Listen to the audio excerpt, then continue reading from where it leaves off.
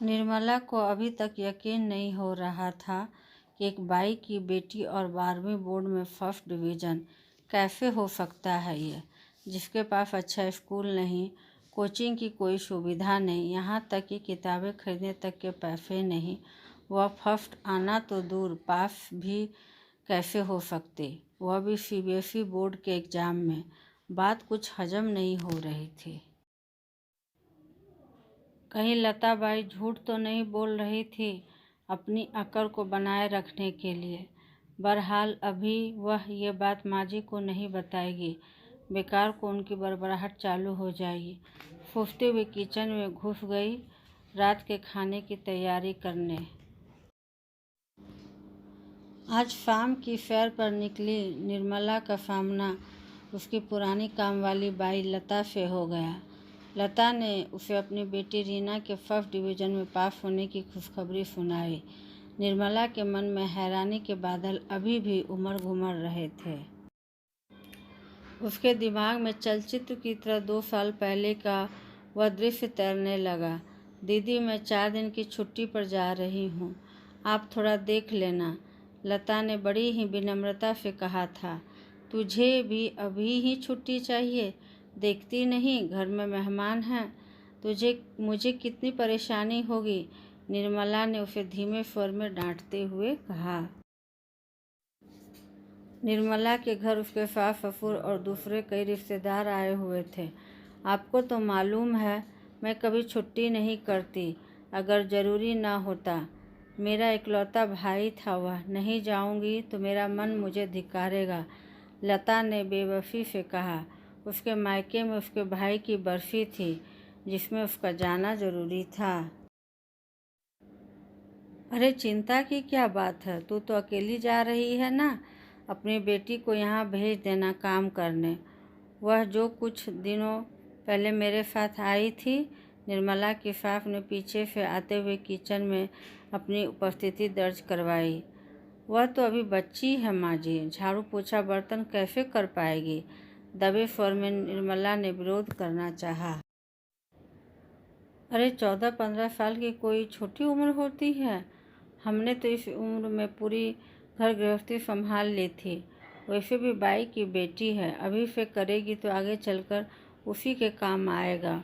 उन्होंने अपने अनुभव का ज्ञान सलीके से परोसा। नहीं माताजी, मैं अपनी बेटी से बाई का काम हरगिज़ नहीं करवाऊंगी। मेरी एक ही बेटी है, पढ़ने लिखने में बड़ी होशियार। उसे मैं खूब पढ़ाना चाहती हूँ ताकि वह अपने पैरों पर खड़ी हो सके।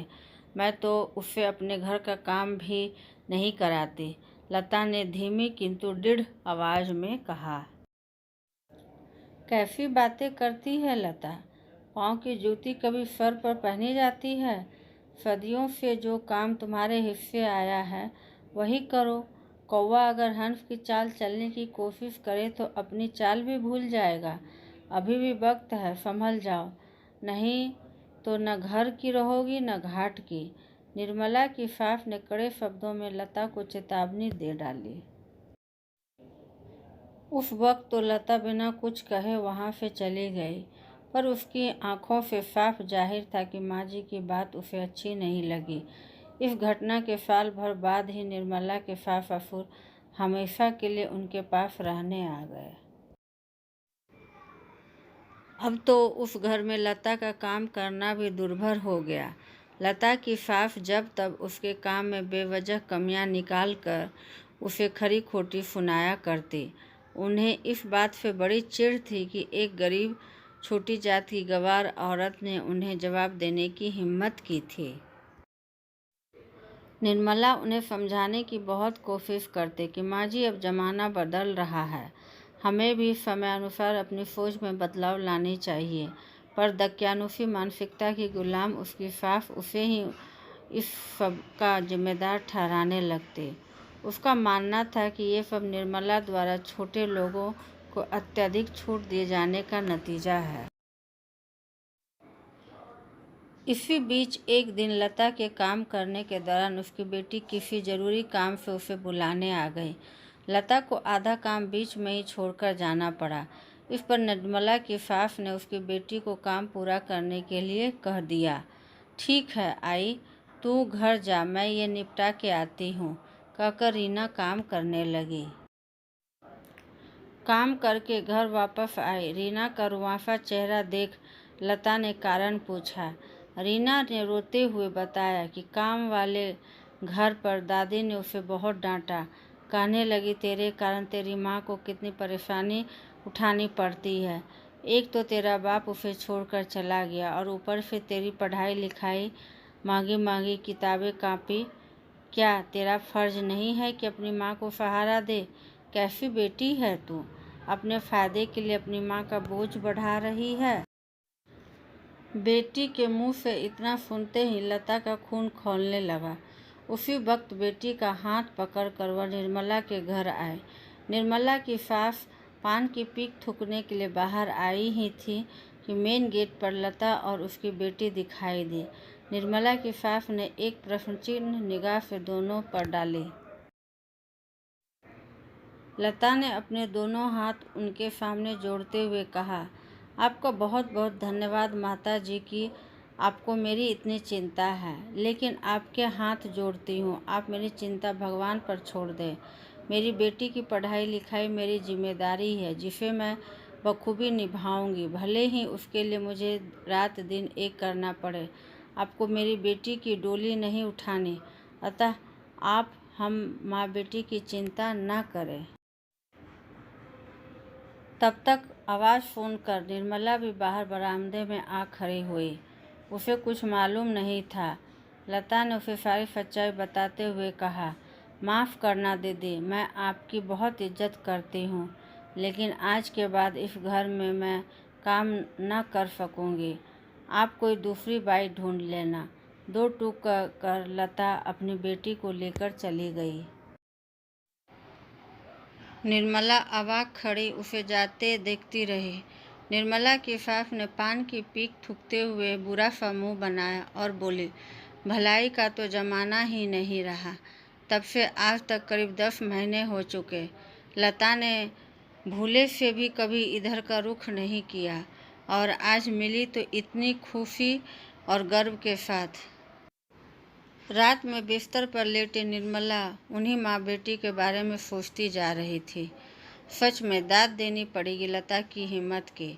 उसने जो कहा करके भी दिखाया। उसकी बच्ची की मेहनत भी काबिले तारीफ है, जिसने इतने कम साधनों में लगन और मेहनत के बल पर पढ़ाई का किला फतह कर लिया। सुबह बार बार पति की आवाज़ देने पर निर्मला चिढ़ गई। आ रही हूँ बाबा, चाय के लिए ज़रा सा इंतज़ार नहीं होता आपसे? एक तो माँ जी का मूड भी पता नहीं क्यों आज सुबह से ख़राब है। कहते हुए उसने चाय का कप पति को पकड़ाया। अरे भाई, कमाल हो गया, तुम्हारी काम वाली बाई की बेटी 12वीं की परीक्षा में पूरे जिले में तीसरे नंबर पर आई है। उसका नाम और फोटो आज के अखबार में है, देखो। पति ने उसे अखबार दिखाते हुए कहा। पहले पन्नों पर बड़े बड़े शब्दों में रीना का नाम और फोटो देखकर वह भी दंग रह गई। वाकई कमाल है। कहाँ वह उसके पास होने पर भी हैरान थी और कहाँ उस बच्ची ने इतनी बड़ी सफलता हासिल की थी। अब अचानक उसे सुबह सुबह सास के चिढ़ने का कारण भी समझ में आ गया। ज़रूर उन्होंने यह न्यूज़ पढ़ी होगी और तिलमिला गई होगी। खैर, माँ जी के अभिमान की हार हुई और लता के स्वाभिमान की जीत। क्योंकि इंसान चाहे अमीरी गरीबी जात पात और धर्म के नाम पर कितनी ही बंदर बांट क्यों न कर ले, लेकिन प्रतिभा किसी की मोहताज नहीं होती। अनंत आसमान अपनी बाहें फैलाए सबके लिए खड़ा है।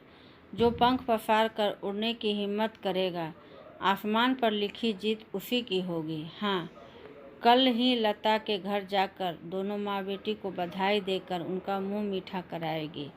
सोचते ही उसके होठों पर मुस्कान तैर गई।